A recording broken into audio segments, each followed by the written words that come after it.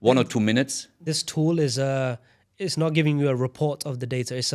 It's taking the data and building a graphic representation. Exactly. For you. So these tools look basically like your conventional RSI. They look like your conventional almost moving average and stuff like this. So we made them in a way because fundamentals in general also are perceived being subjective, but we designed them in a way that we can plot them on the chart and being objective to us at least, right? So we have an objective approach to these fundamental tools.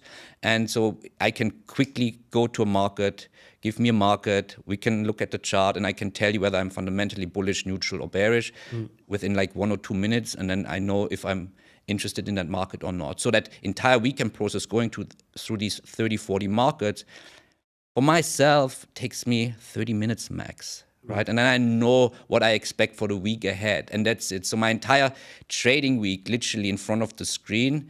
If I'm not just staring at the screen, because I'm passionate about trading, I love just watching candles. You most probably as well. Like you're addicted to that stuff. You know, during the weekend, I find myself just opening TradingView, and I'm like, why did I just do that? The market is closed.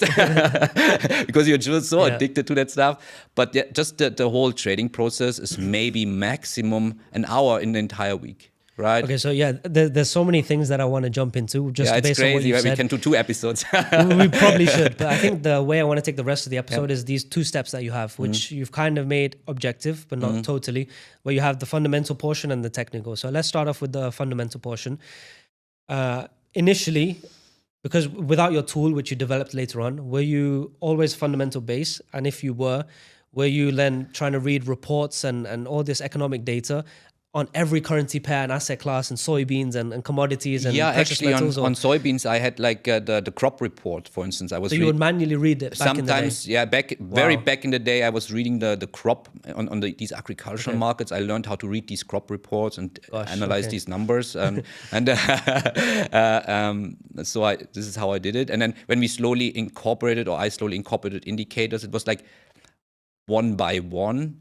And then we slowly developed our own tools one by one, basically. So it was like a process as well. But also in the very beginning, I started off just with supply and demand.